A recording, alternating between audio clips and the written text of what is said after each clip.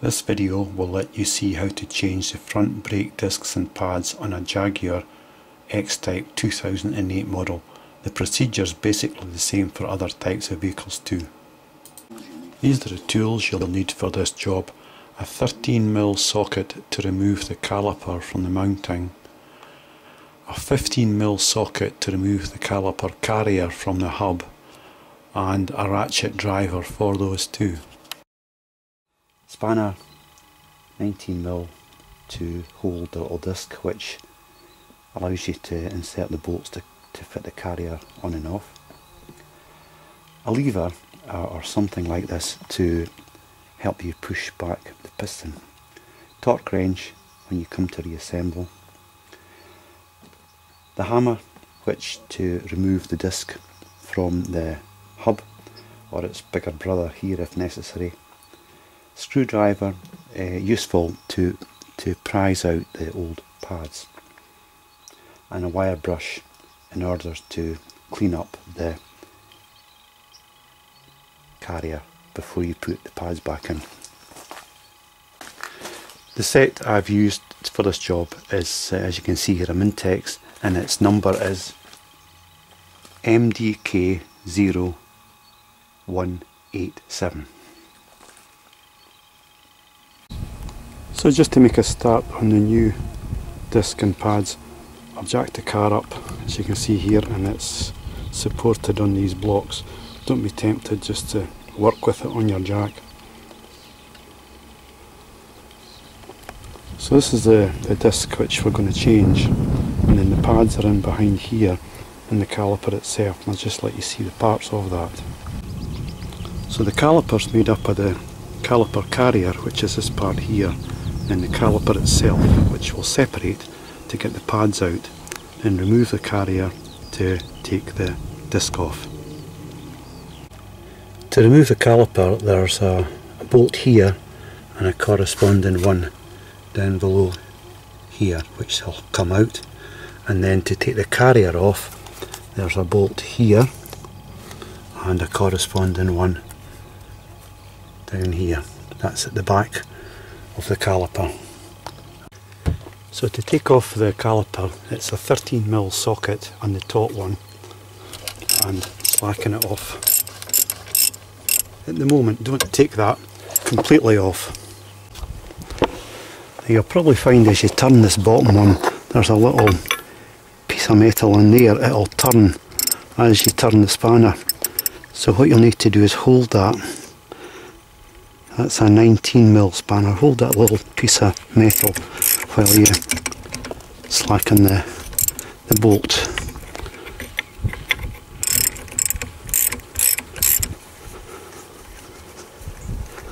And that way the bolt comes out. Now that's the bottom bolt out and the top bolt slackened, and because I'm going to change the pads, I've siphoned a little bit of fluid from the reservoir inside the engine bay, otherwise it'd be liable to overflow when we push back the caliper. So the top bolt's still holding the caliper in place, but now you can swing back the caliper into the up position, and if you're only going to change the pads, these can easily be knocked out from here and changed. Now this is the piston. This is the part which comes out and presses against the brake pads to create the friction, and this is going to have to be pushed back into the cylinder.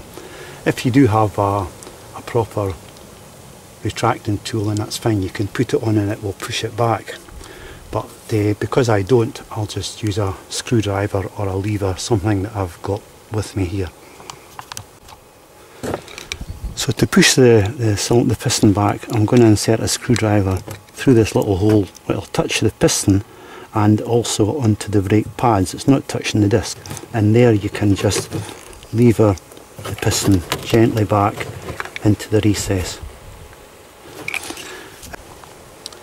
Now because we're going to change the disc, I've got to remove the caliper, and to do that, just quite simply undo the top nut, and again holding that little piece there, little metal shim, to allow you to turn the nut fully out, the bolt, sorry. Now this caliper itself is going to come free here, so I'll need to support it with a piece of wire onto the suspension so that it doesn't hang on the hose.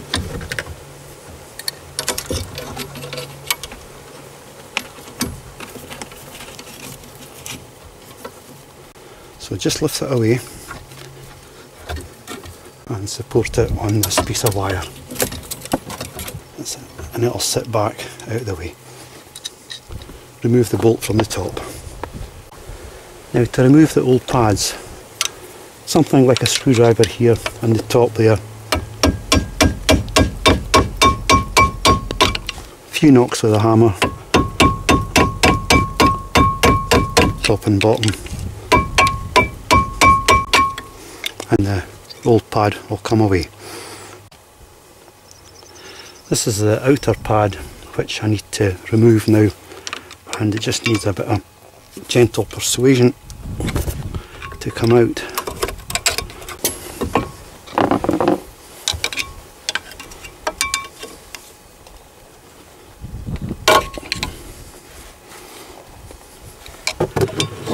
So it's just a matter of forcing that away from the carrier and removing that pad.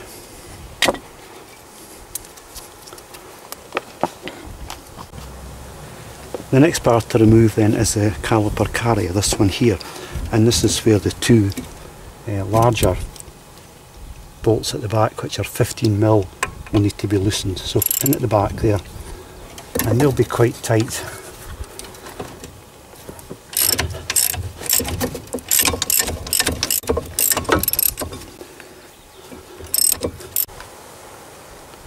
Take them both out. And the carrier will come away.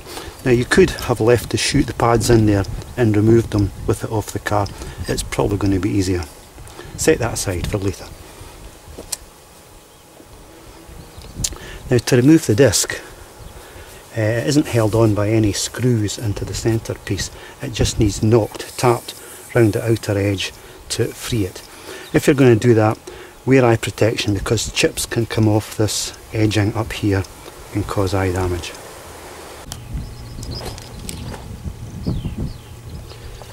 So a little bit WD-40 doesn't go amiss. That inner lip there, which is where the joint is.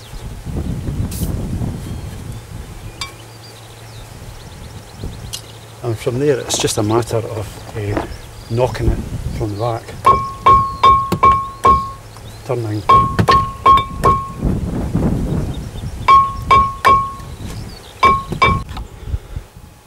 Well, I've had to resort to a proper hammer to take it off, but now it's come free and it just pulls away from the hub. This is one of the discs which are removed, and this is the outer edge. It's actually quite good around that edge, but if you turn it over, you can see it's quite badly marked and the surface is coming off. So they were certainly due for renewal. And the pads too, they're very thin. There's hardly any meat on there. And this one's got some pretty heavy cracks in it, so they were definitely due for renewal. The next thing to do is clean up this mating surface, because that's where the old disc was and where the new one will go. So with a piece of emery, make sure there's no rust left round there, because it has to sit flat.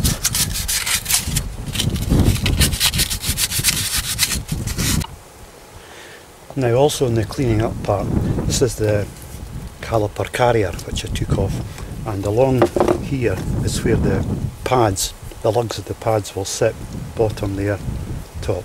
Give them a good clean up with the wire brush to make sure there's no rust in there, both ends. Do that properly and give them a coat of copper grease. This is a new disc. Before you put it on, clean both surfaces with a degreasant, because they come with oil to stop them rusting and you don't want that to touch your new linings. and that just goes onto the hub, like so. Now this disc is held in place by the wheel. If you want just to keep it in line, put on a large nut onto a couple of those along with your studs and screw it into place.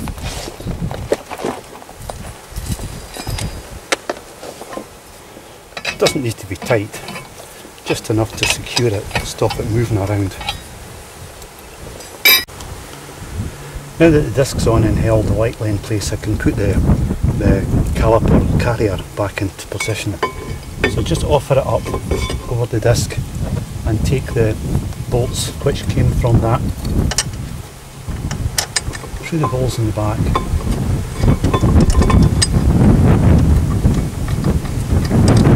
And catch them there, top and bottom. Just put them on lightly to begin with.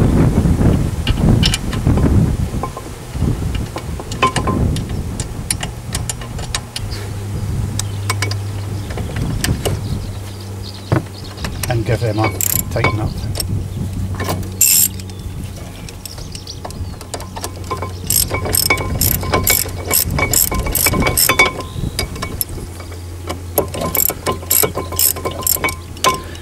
Do them up, slight tightness. We'll put the proper torque on when we get further on in the job. So that's the carrier back in place and tightened up reasonably well, but not to the proper torque.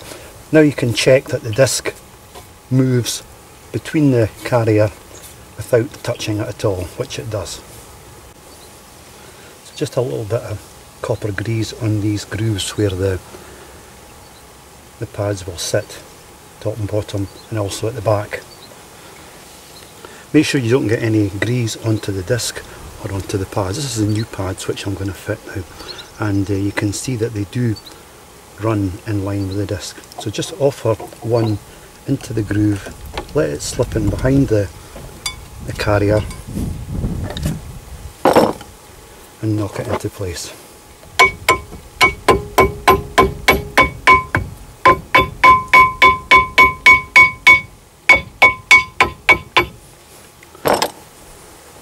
Top one, outer one, sorry, and then the inner one.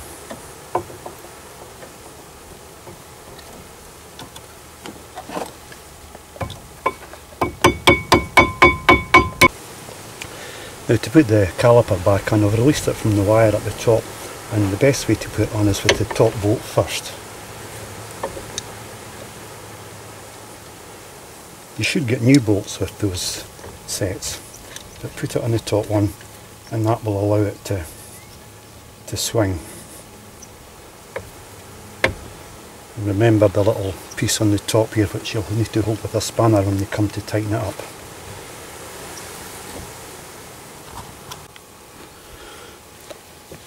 So that's the top and the bottom bolt done on the caliper, and the correct torque for that is 30 pounds per foot.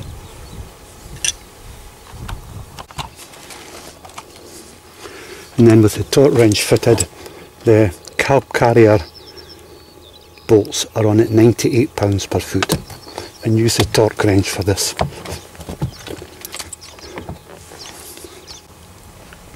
So that's the two large nuts done up to the correct torque at the back, and also the two caliper nuts. Before you finish off, just check that the brake pads are sitting properly into the disc. Remove the two nuts if you put those on.